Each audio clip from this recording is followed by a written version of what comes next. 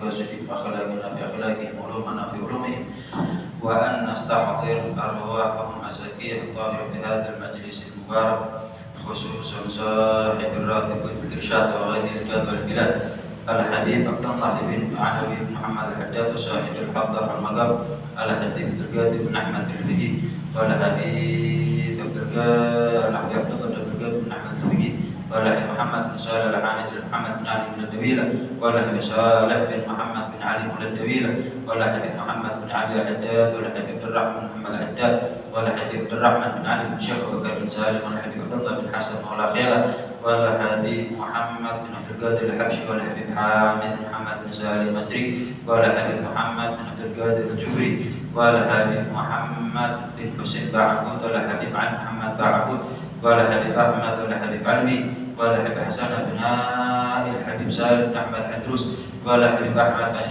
بن شهاب الدين والحبيب علي بن سقاف السقاف والحبيب بن شيخنا السقاف والحبيب بن سقاف وسادة الأجداد والحبيب عبد الرحمن بن عبد القادر السقاف والحبيب حسن بن عبد المنوال والحبيب سقاف بن أحمد السقاف والحبيب عبد الله بن بكر بن شيخ وبكر بن سالم بن زيد بن عبد الرحمن باعبود والحبيب محمد بن بكر باعبود والشيخ عبد الله بن عبدون والأولياء 9 وجميع هذه البلدة وجميع ساداتنا الأوليين ومن وعمر هذا المسجد سابقا ولاحقا ووالدينا ووالديكم وأمواتنا وأمواتكم وأموات المسلمين والمسلمات والمؤمنين والمؤمنات وأصولهم وفروعهم أن الله يعلي درجاتهم في الجنة ويكثر مثوباتهم وضاعف حسناتهم يحفظنا بجاه يلقون بهم ويعيد بركاتهم وأسرارهم وأنوارهم وعلومهم ونفحاتهم في الدين الدنيا والآخرة بسر أسرار الفاتحة.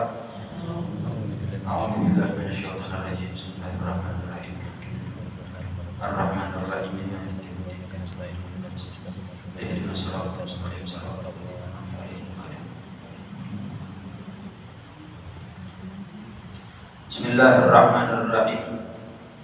الحمد لله رب العالمين وأشهد أن لا إله إلا الله وحده لا شريك له شهادة ندخرها ذخيرة ليوم الدين وأشهد أن سيدنا محمدا عبده ورسوله أفضل الأنبياء وسيد المرسلين. اللهم صل وسلم وبارك وكرم ومجد وعظم على سيدنا وحبيبنا وشفيعنا وقرة أعيننا ومولانا محمد وعلى آله وصحبه أجمعين ولا حول ولا قوة إلا بالله العلي العظيم. أما بعد سبحانك لا علم لنا إلا ما علمتنا إنك أنت العليم الحكيم. رب اشرح لي صدري ويسر لي أمري واحلل عقدة من لساني يفقهوا قولي واهد قلبي وسدد به لساني. اللهم أرنا الحق حقا وارزقنا اتباعه وأرنا الباطل باطلا وارزقنا اجتنابه واجعلنا من الذين يستمعون القول فيتبعون أحسنه. نويت التعلم والتعليم والتذكر والتذكير والنفع والانتفاع والإفادة والاستفادة والحث على التمسك بكتاب الله وسنة رسوله والدعاء إلى الهدى والدلالة على الخير ابتغاء وجه الله ومرضاته وقربه وثوابه سبحانه وتعالى. وصلى الله على سيدنا محمد وعلى آله وصحبه وسلم والحمد لله رب العالمين. Assalamualaikum warahmatullahi wabarakatuh. Waalaikumsalam warahmatullahi wabarakatuh. Alhamdulillah, tsumma alhamdulillah. Senantiasa kita banyak bersyukur kepada Allah Subhanahu wa taala atas segala limpahan nikmat anugerah dan karunia yang telah Allah berikan kepada kita semuanya. Mudah-mudahan nikmat zahir Allah sempurnakan dengan nikmat batin. Amin. Nikmat dunia Allah sempurnakan dengan nikmat akhirat. Nikmat panjang umur, sehat walafiat Allah sempurnakan dengan akhir husnul khatimah. Amin ya rabbal alamin. Allah Subhanahu wa taala berfirman di dalam Al-Qur'an, "Inna akramakum 'indallahi atqakum." Yang paling mulia di antara kalian, kita semuanya, adalah siapa yang paling bertakwa kepada Allah. Rasulullah SAW pernah menegaskan kepada kita dalam sabdanya, "Amma wallahi inni la akhsyakum lillah wa atqakum lah." Aku bersumpah demi Allah, ketahuilah Aku adalah orang yang paling takut di antara kalian, yang paling bertakwa di antara kalian. Berarti secara nggak langsung Allah menginformasikan kepada kita, sesungguhnya yang paling mulia di antara kalian, di antara kita semuanya adalah Rasulullah Sallallahu Alaihi Wasallam. Allah juga berfirman dalam Al-Quran, laqad ja'akum rasulun min anfusikum, telah datang seorang utusan yang bermula, yang tercipta dari diri kalian sendiri, yaitu bangsa manusia, bahkan dari suku yang sama dengan kalian, bangsa Arab saat itu. Tapi ada juga sahabat atau ulama yang membaca laqad ja'akum rasulun min anfusikum, telah datang kepada kalian seorang utusan yang termulia, yang paling afdal di antara kalian. Intinya dari beberapa ayat dan hadis ini bisa kita ketahui bahwa tidak ada makhluk yang lebih mulia melebihi Rasulullah SAW. Bahkan tidak ada nabi yang lebih mulia melebihi Nabi Muhammad Sallallahu Alaihi Wasallam.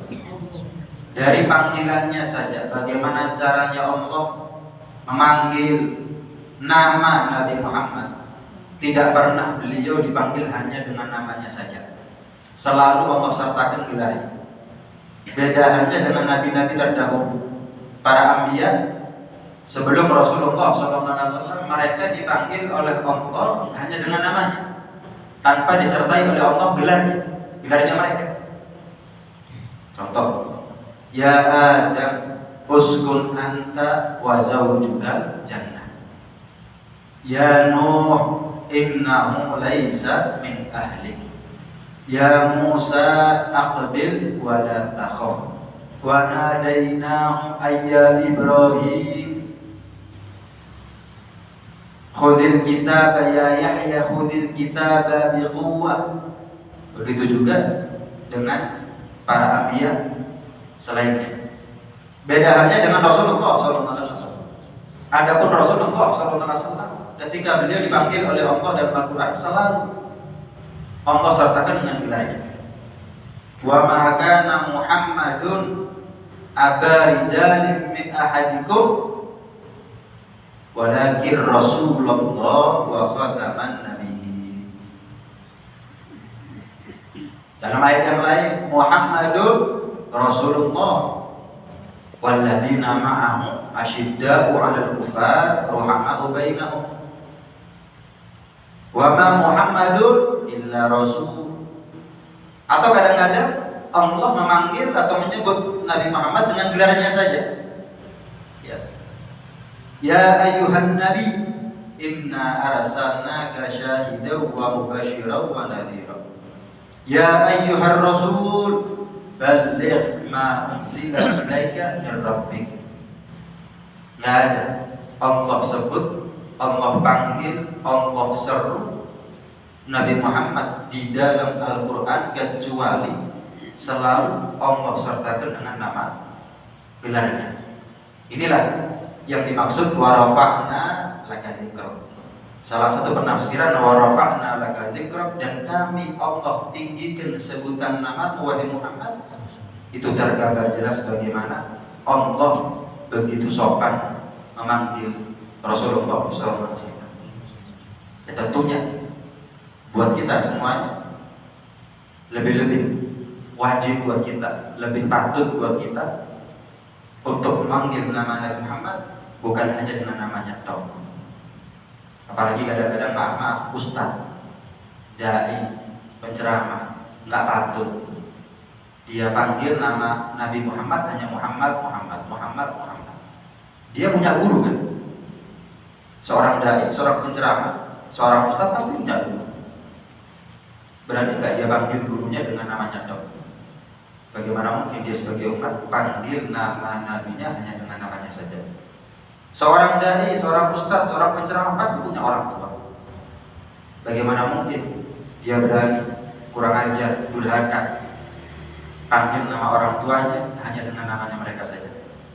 Tapi kok berani mereka panggil nama Nabi Muhammad hanya dengan Muhammad.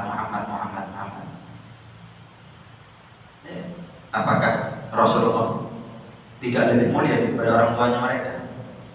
Apakah Rasulullah tidak lebih mulia daripada guru-gurunya mereka?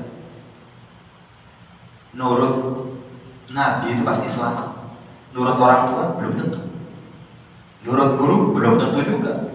Nah kalau ulama maksud, tapi nurut Nabi Muhammad pasti selamat.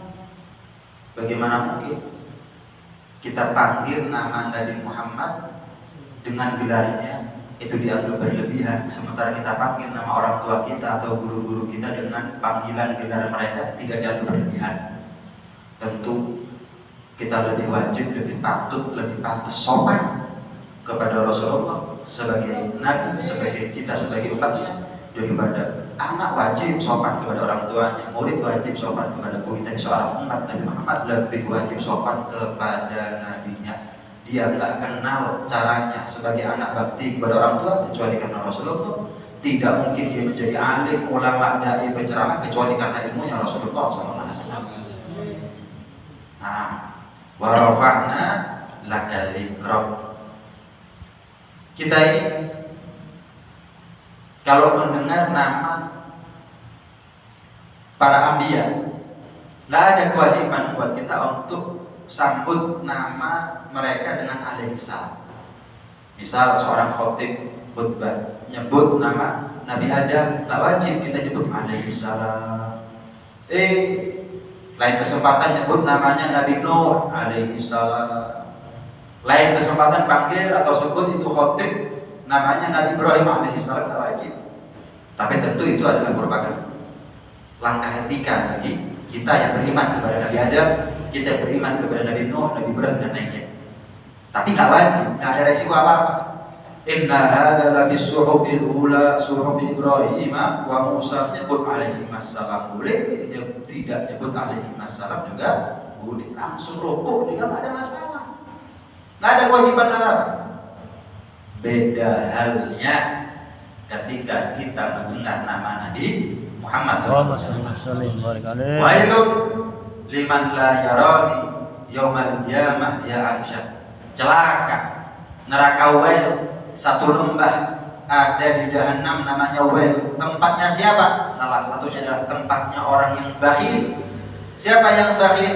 Man dzukirtu indah wa lam yusalli alaih. Barang siapa yang namaku sampai ke telinganya, tapi hal tersebut tidak membuat hatinya tergugah, kemudian lisannya tergerak untuk menyahutnya dengan sholawat dan sebaik-baik salam kepada Rasulullah Sallallahu Alaihi Wasallam. Jibril pernah naik mimbar, Rasulullah pernah naik mimbar. Naik tangga pertama bilang amin, tangga kedua bilang amin, tangga ketiga bilang amin. Gak ada yang doa saat itu. Setelah selesai turun dari khutbah, sahabat tanya, ya Rasulullah, aku dengar dari Anda 3 kali amin, sementara kami tidak mendengar satupun doa. Kalau boleh tahu, doanya siapa yang kau amini ya Rasul? Dikatakan, doanya Jibril. Aku mengamini doanya Jibril karena doanya Jibril 3 kali, aku amini 3 kali. Apa saja itu ya Rasul? Yang pertama, barang siapa anak yang nututi masa tua orang tuanya, tapi dia gagal berbakti kepada orang tuanya, celakalah dia. Ingat, yang doa paling mulianya malaikat, yang mengamini paling mulianya para makhluk.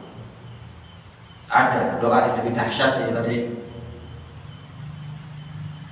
Barang siapa anak yang nututi masa tua orang tuanya, tapi gagal dia manfaatkan itu sebagai kesempatan emas, waktu yang paling tepat untuk bakti sebakti-baktinya kepada orang tuanya, celakalah dia. Gak ada jarak antara dia dengan neraka kecuali matinya sendiri. Waliyadzubillah. Terus yang kedua ya Rasul, yang kedua, barang siapa yang nututi Ramadan tapi gagal mendapat rahmat dan ampunan Allah Subhanahu wa taala, celaka dia ya Rasulullah. Celaka dia ya Rasul. Ya Rasulullah, amin doa. Amin, amin Jibril. Yang ketiga apa? Man dzukirta indah wa lam yusalli alaik. Barang siapa yang namamu disebut di hadapannya tapi tidak tergugah hatinya, tidak tergerak bibirnya untuk menyambutnya, menyahutnya dengan sholawat kepada ya Rasulullah. Celakalah dia. Amin doaku ya Rasulullah. Amin Jibril. Lihat. Jadi ketika kita dengar nama Nabi Muhammad, jangan sampai membisu lidah kita, mulut kita, bibir kita untuk nyaut dengan sholawat dan salam kepada beliau. Kita ini kalau enak-enak makan, pas enak-enak makan, entah di warung atau di mana, tahu-tahu ada yang panggil-panggil nama orang tua kita, mirip namanya dengan nama orang tua kita, pasti kita ini kerentek dalam hati. Santai, panggil nama ayah saya atau panggil nama orang lain, cuman mirip namanya dengan nama ayah saya atau ibu saya, pasti ada getaran hati itu pasti ada. Kenapa? Nama itu nama yang ada dalam hatinya. Ada kontak batin, ada kaitan emosional, sehingga ketika disebut sana. Atau kita enak-enak tidur, saat seriutan terus dengar nama orang tua kita dipanggil-panggil atau nama anak kita dipanggil-panggil, pasti kita ini sama yang manggil anak saya siapa? Oh ternyata anaknya orang lain cuma namanya saja sama. Oh ternyata orang tua bapak ibunya orang lain cuma namanya aja sama. Ada getaran hati itu ada. Nah, bagaimana mungkin kita mengaku cinta sama Nabi Muhammad, tapi ketika disebut nama Nabi Muhammad, ketika sampai ke telinga kita nama Nabi Muhammad, nggak sampai membuat hati kita tergetar untuk nyaut sallallahu alaihi wasallam. Nikmat sebetulnya, nikmat. Ukuran cinta kita kepada Rasulullah SAW itu bisa dilihat dari sejauh mana ketika sampai ke telinga kita nama Nabi Muhammad, kemudian bisa kita otomatis nyaut sholawat. Itu termasuk ukuran cinta. Itu termasuk ukuran cinta. Barometer nilai kecintaan kita kepada Rasulullah SAW. Yang ceramah bolak-balik kesel lah. Makanya Nabi bilang apa? Bakhil, kikir, pedip. Ketono keringet enggak, ketono duit enggak, obat kok pangone enggak, udaran enggak, kepanasan enggak. Apa nilainya? Apa nilainya? Dan itu keuntungan buat kita, bukan keuntungan buat siapa-siapa. Kakean, kesel, itu. Ngaku cinta, tapi capek. Sallallahu alaihi. Itu kan 1 detik. Itu kan 1 detik. Mengeluh capek. Ukuran cinta, ukurannya cinta. Kalau kita ngaku capek, ya berarti kita capek cinta sama Nabi. Bosen cinta sama Nabi. Gak begitu. Beda dengan nabi-nabi yang lain. Gak wajib sebut alaihissalam. Tapi untuk Nabi Muhammad SAW dengan sholawat kepada Rasulullah SAW. Pernah diceritakan ada satu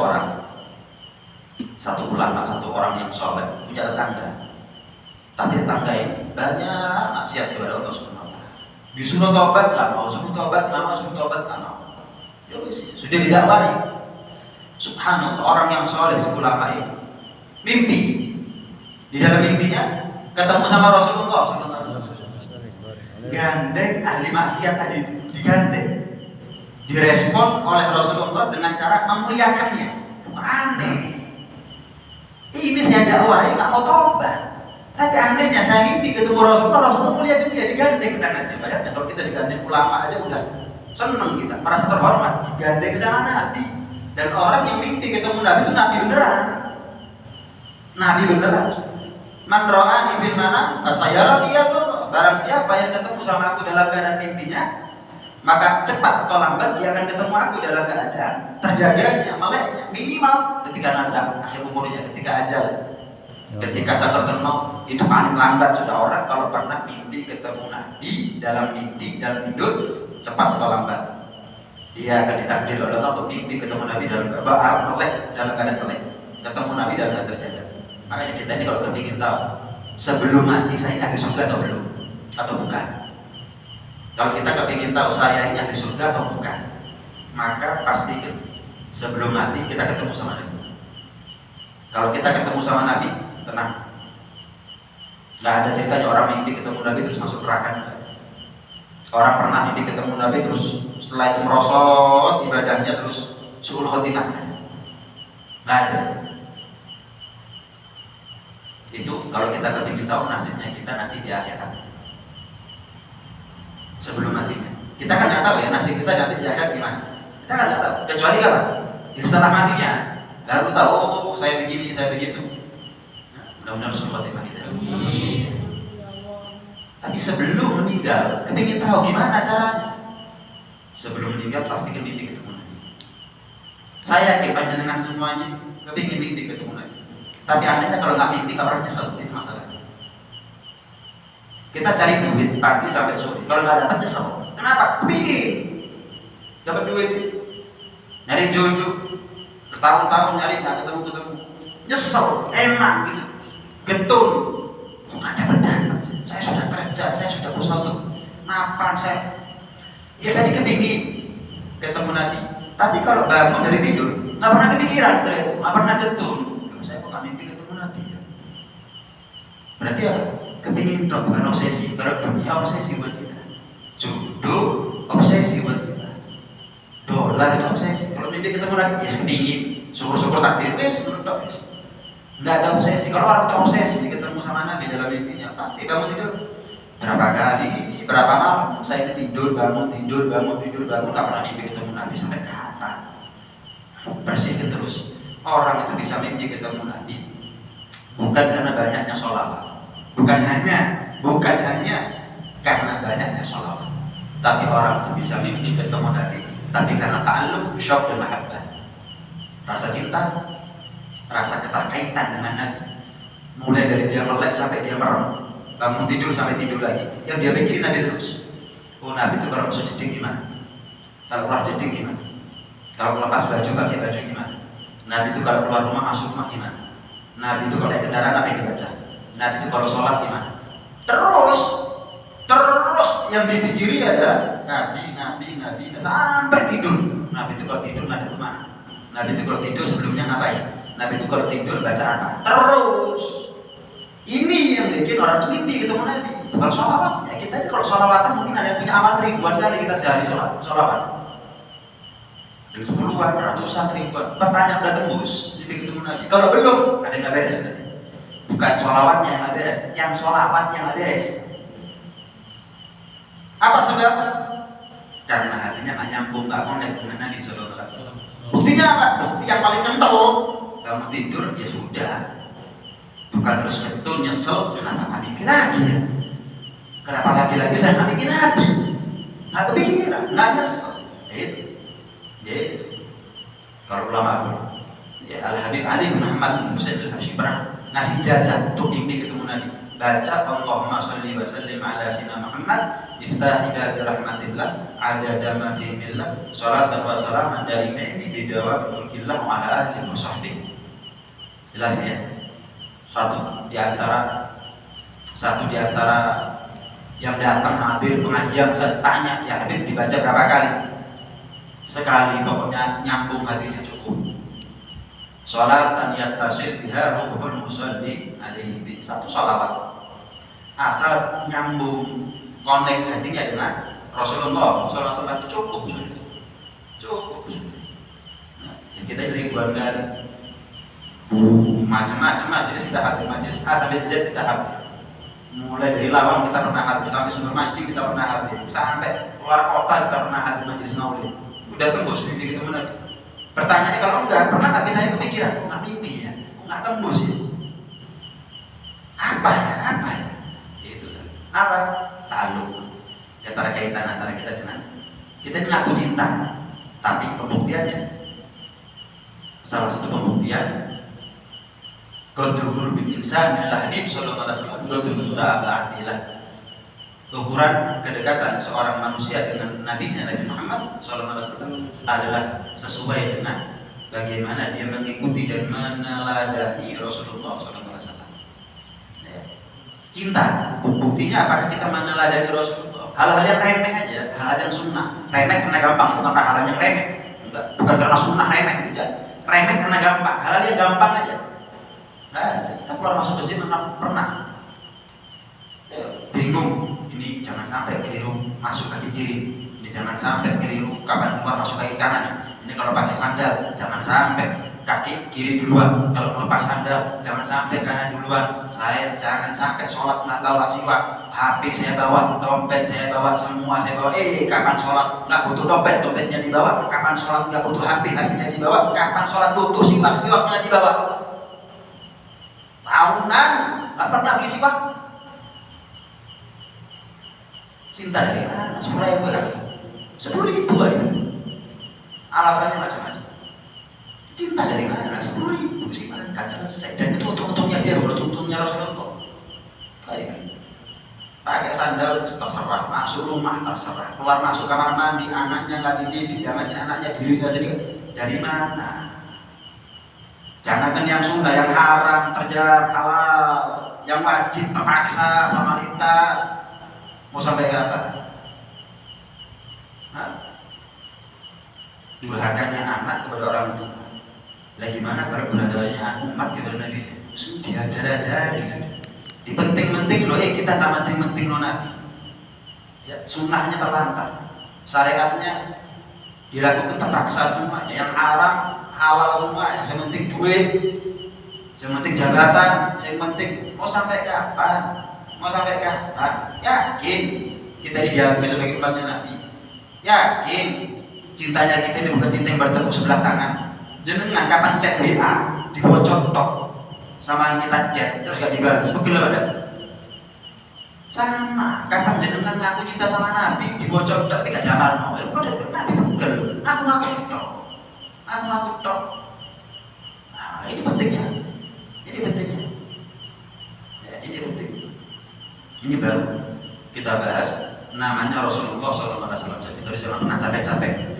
Jangan pernah capek-capek kita untuk setiap dengar nama Muhammad sholawat. Ya bukan berarti nunggu cinta baru sholawat sama Nabi. Ya sholawat terus sampai cinta. Bukan berarti nunggu cinta baru ngamal sunnahnya Nabi. Amal terus sampai cinta. Bukan nunggu kaya baru sedekah terus sampai kaya. Bukan nunggu khusyuk baru sholat terus sampai khusyuk. Kalau nunggu khusyuk baru sholat kita. Nunggu kaya baru sedekah, nggak kaya nggak sedekah kita. Nunggu cinta baru sholawat, akhirnya nggak sholawat baru cinta kita. Nunggu cinta baru ngamalkan sunnah, ya akhirnya nggak ngamalkan sunnah dan juga nggak dapat cinta gitu. Jadi kita ini kapan sholat ngomong sama orang yang hukumnya haram, batal sholatnya kita kalau kita bicara sama manusia. Kita sholat, ayo ketok pintu, assalamualaikum, kita jawab waalaikumsalam, batal sholatnya gitu. Kita sholat sebelah kita yang dibersihin, kemudian kita doakan ya rahmatullah, batal sholatnya. Mendoakan yang bersih, jawab salamnya yang mengucap salam, batal. Ngomong assalamualaikum, waalaikumsalam, ya rahmatullah, batal. Kenapa? Karena ada kaf hitop, assalamualaikum, waalaikumsalam. Kalau waalaihi salam nggak batal.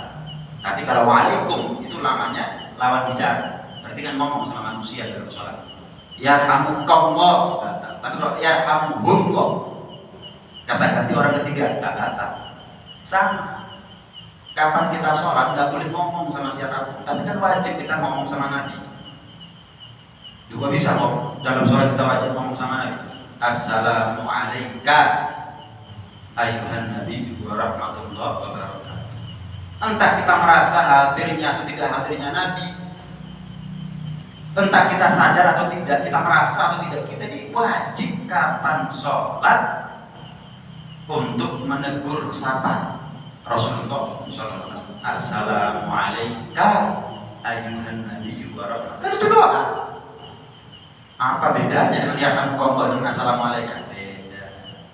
Kenapa? Ini untuk Nabi SAW. Ini untuk manusia selain Nabi.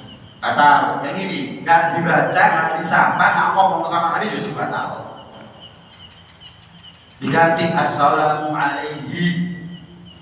Kan nggak boleh Ustaz ngomong di dalam sholat assalamualaikum. Berarti nggak boleh kan? Ya sama ya rahmatullah, nggak boleh. Terus gimana? Ya assalamualaikum. Batal sholatnya justru. Wajib assalamualaikum. Kullama dzukirtu tamai. Makna tafsir yang lain daripada wa rafa'na laka dzikrak adalah setiap aku Allah disebut sebagai Tuhan, maka engkau Muhammad disebut sebagai utusan. Ya ayuhan nabiyyu wa rahmatullah wa barakatuh. Abdullah wa rasuluh. Amin. Subhanallah. Ini namanya kita ini kalau punya anak lagi, misalnya dikasih nama Nabi Adam, kasih nama Ibrahim, kasih nama Soleh, kasih nama Musa, kasih nama Idris misalnya. Bagus, tapi nggak ada fadilah khusus. Tidak ada fadilah khusus. Oh, siapa orang tua yang ngasih nama anaknya Musa dapat fadilah begini? Nggak ada. Ngasih nama anaknya Idris begini? Nggak ada. Tapi untuk nama Nabi Muhammad SAW banyak riwayat. Dalam Musnad al-Hadits dikatakan, "Man kana lahu thalathatu minal walad." Barang siapa yang punya 3 anak laki-laki, walam yusammi ahadahum bi Muhammad, dan tidak satupun anak laki-lakinya diberi dengan nama Muhammad. Dikasih anak pertama dikasih nama lain, bukan nama Muhammad. Yang kedua juga begitu. Dikasih 3 kali kesempatan punya anak laki-laki, satu pun gak dikasih nama Muhammad. Faqad jadi. Dikatakan dalam riwayat itu orang bodoh, teledor, ceroboh. Dikasih 3 kesempatan lalu kamu punya 3 anak laki-laki, satu pun kasih nama Muhammad. Lah kok iso? Lah kok bisa? Minimal sematkan di situ nama Muhammad, tapi silahkan ditambahi dengan nama yang lain. Saya Muhammad Fahmi namanya. Adik saya namanya Muhammad Cumar. Yang ketiga namanya Muhammad Soleh. Walaupun panggilannya Fahmi, Muhammad Soleh. Kenapa? Tabarukkan. Yang penting gugur sudah. Niat membuktikan kecintaan seorang umat kepada dia kasih nama anaknya Muhammad. Dan jenengan kalau punya anak perempuan, kepengen punya anak lagi, nadar, saya kasih nama anak saya kalau laki saya kasih nama Muhammad atau Ahmad. Mujarab sering-seringnya laki. Tapi saya lebih dipanggil Muhammad. Kenapa? Nanti kalau dipanggil Muhammad, mat, apa pantas? Ya silahkan nama yang lain, tapi nama Muhammad sematkan di situ.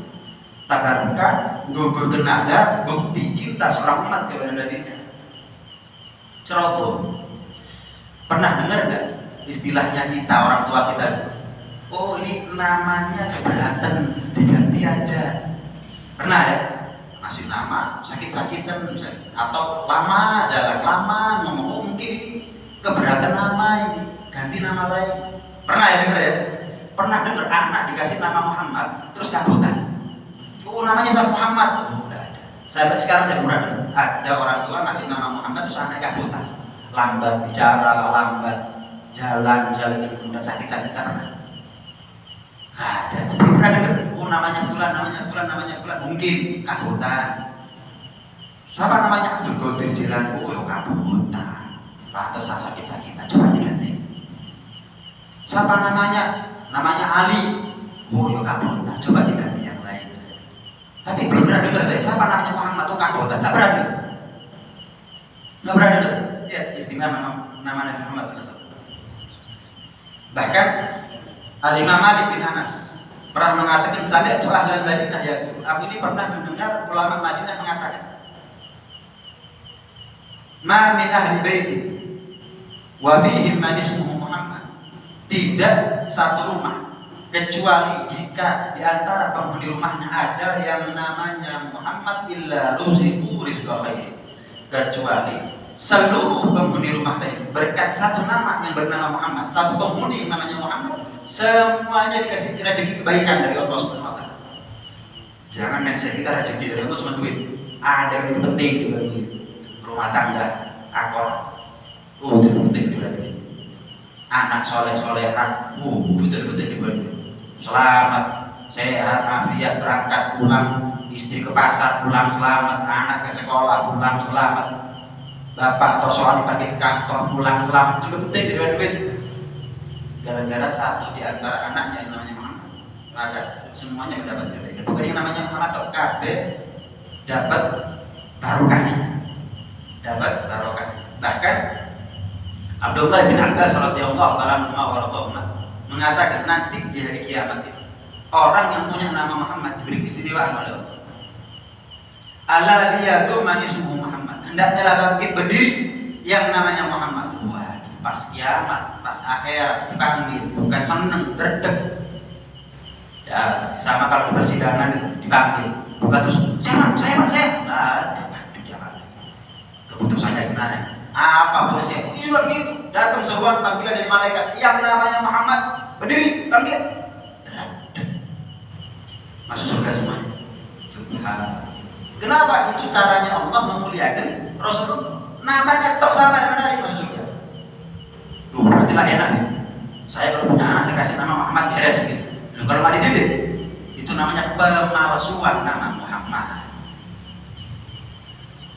Pemalsuan nama Muhammad. Pelecehan itu ngasih nama anaknya Muhammad tapi nggak dididik.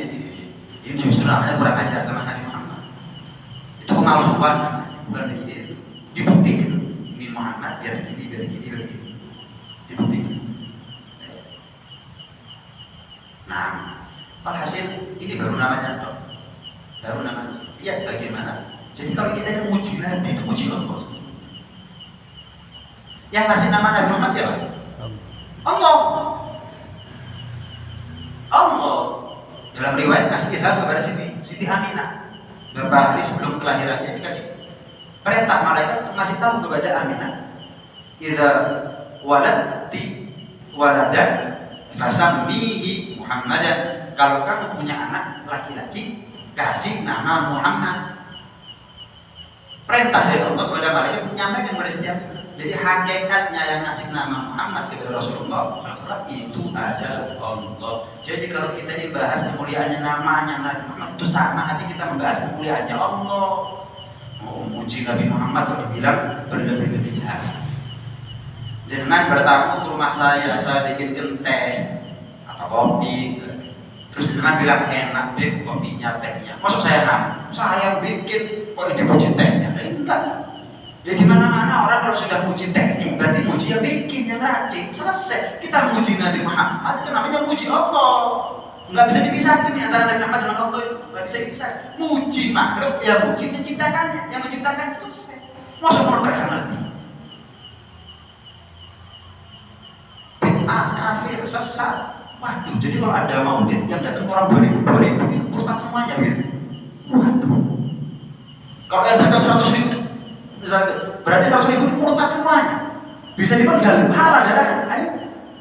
Apa nggak fatal ucapan orang seperti itu? Nggak maulidan, nggak ada masalah. Tapi nggak senang sama pujian sama Nabi Muhammad, itu yang masalah. Loh, apa wajib kita maulidan? Baca dibah apa wajib? Baca situduror apa wajib? Baca burdah apa wajib? Baca daulame apa wajib? Enggak. Tapi kalau nggak senang melihat orang muji Nabi Muhammad, ini yang jadi masalah. Loh kok iso? Kita ini muji Muhammad ada orang asli kan aneh. Coba saya puji bapaknya, seneng. Kita puji Muhammad, dia nggak seneng, bukan aneh. Mulai kapan bapakku lebih mulia daripada Rasulullah SAW? Kok enak? Fatal orang seperti ini. Ini urusannya akidah. Ini urusannya akidah. Nggak mau ditanya nggak urusan akidah. Tapi kalau nggak seneng sama orang puji Nabi Muhammad, ini urusannya akidah. Ini urusannya akidah. Maka toleransi, nggak bisa. Oh ini masalah khilaf. Ada puji Nabi Muhammad itu tanda bukti kecintaan seorang umat kepada Nabi itu mutlak. Man ahabba syai'an aktsara min dzikri. Orang itu kalau cinta sama sesuatu yang disebut-sebut. Ada orang muji Muhammad bilang berlebihan. Dari mana? Kita nggak mengatakan Nabi Muhammad adalah utusan, nggak mengatakan beliau sebagai anak Tuhan atau apa sebagaimana Nabi bisa diaku oleh umatnya dahulu. Ya itu. Abdullah wa Rasulullah. Selesai. Coba pikirkan, adakah satu kemuliaan yang tidak ada pada diri Rasulullah seperti itu? Kemuliaan yang tidak ada pada diri Rasulullah seperti itu. Mau jasmaninya kah, rohaninya kah, dohirnya kah, batinnya kah? Nggak ketemu Pak Bu. Semua kemuliaan sumbernya dari Rasulullah SAW. Gantengnya siapa? Rasulullah SAW paling ganteng. Budi pekertinya luhur, bersumber dari siapa? Itu keluhuran. Akhlaknya mulia, bermula dari siapa? Itu kemuliaan akhlak. Siapa sih? Nggak mau ditahan, nggak ada masalah. Tapi kalau murah-murahi kemuliaan Nabi itu masalah. Kita melebih-lebihkan kemuliaan Nabi nggak boleh. Tapi murah-murahi juga nggak boleh. Hati-hati. Jadi kalau ada orang ngomong Nabi Muhammad itu sama seperti kita, nah, ini murah-murahi. Ini murah-murahi kemuliaannya Rasulullah aja nggak pernah disebut oleh Allah sebagai manusia biasa. Selalu Allah sebut di situ kelebihannya Allah, kelebihannya Rasulullah. Nabi Muhammad itu manusia biasa. Hanya saja Allah berikan kepada beliau wahyu. Udah itu aja udah. Kalau dikatakan Nabi Muhammad sama seperti kita, kenapa kita diperintah untuk menyamakan diri kepada Rasul? Meneladani Rasul. Lah kalau podo, lah apa madak-madak no? Wis podo. Lah kalau madak-madak no, iya. Kalau dikatakan beda, kalau dikatakan sama, kenapa ada firman Allah fattabi'uni? Kan nggak masuk akal. Dari mana samanya Rasul dengan kita? Dari mana? Sebutkan. Nggak ketemu. Orang sepertinya harus dijawab. Kalau nggak mauritan nggak ada masalah. Nggak usah dijawab. Beda amalia, beda cara mengekspresikan wujud kegembiraan dia, kebanggaan dia menjadi mana? Mauritan, sholawat, cuma ceramah atau apa? Masjid misalnya nggak ada maulidan, kenapa? Nggak terbiasa di sini orang kampung baca maulid. Terus gimana? Ya memperingati hari lahirnya Nabi dengan cara mengundang penceramah. Oh nggak apa-apa. Wis dibahas akhlaknya Nabi sejarah, nggak ada masalah. Ada membaca maulid nggak ada masalah. Nggak ada masalah. Jenengan punya anak seneng nggak? Ada syukurannya nggak? Ada, namanya walimatun akikoh. Kan begitu. Anaknya jangan belum tentu ngasih syafaat orang tuanya, tapi Nabi pasti ngasih syafaat kepada orang tua, kepada kita. Bagaimana pun mendapat anak nggak senang, apa senang? Tak syukuran. Punya Nabi nggak senang. Tergambar ada orang ngarep syafaatnya Nabi Muhammad, tapi ketika lahirnya Nabi Muhammad biasa-biasa saja. Itu kan lahirnya 14 abad yang lalu, gitu. Lain. Sekarang kita tawaf atau sa'i dari Safa ke Marwah, itu Siti Hajar dan Nabi Ismail keliling Safa Marwah mulai kapan? Berapa ribu tahun yang lalu, berapa abad yang lalu, sampai sekarang kita nampak tilasi. Apa bedanya kita memperingati hari-harinya Nabi dengan kita baca menampak tilasi sejarahnya Nabi, lahirnya begini, masa kecilnya begini, sebelum menjadi Nabi begini, ketika terutus menjadi Nabi begini, sampai wafatnya. Apa bedanya? Mana sih ketika kita haji itu menampak tilasi Nabi dulu? Ya Nabi Ibrahim, ya Nabi Ismail, itu kurban, itu menampak tilasi, apa bedanya? Bahkan kita ini memperingati maulid Nabi, membahas Nabi Muhammad, gak nunggu maulid, tahu? Sering kita bahas, itu tandanya kita tidak menganggap bahwa maulid ini adalah id. Enggak, id itu cuma dua, Idul Fitri, Idul Adha, selesai. Ada orang Idul Fitri sekarang? Ada orang Idul Adha sekarang? Nggak ada. Tapi kalau ada orang misalnya di bulan apa, Rajab misalnya maulidan, banyak, setiap hari maulidan ada. Setiap hari tanda kita nggak pernah menganggap maulid itu adalah id, lebaran, nggak pernah. Hanya saja karena bulan Rabiul Awal, bulan lahir Nabi, lebih semangat, lebih bersemangat. Sama setiap hari kita sholat. Cuman kalau sudah sholat Jumat penuh masjidnya, sama seperti itu. Gambarannya mudah-mudahan selamatkan kita oleh Allah Subhanahu wa taala. Mudah-mudahan kita ditakdir oleh Allah Subhanahu wa taala bisa menjadi pecinta Nabi sallallahu alaihi wasallam. Amin ya rabbal alamin. Mungkin aku mau tanya satu dua pertanyaan kalau boleh. Kalau ada sebelum ditutup dengan doa. Ada yang lain? Ada? Mudah-mudahan dikasih ilmu yang manfaat, ilmu yang barokah, zahir batin dunia.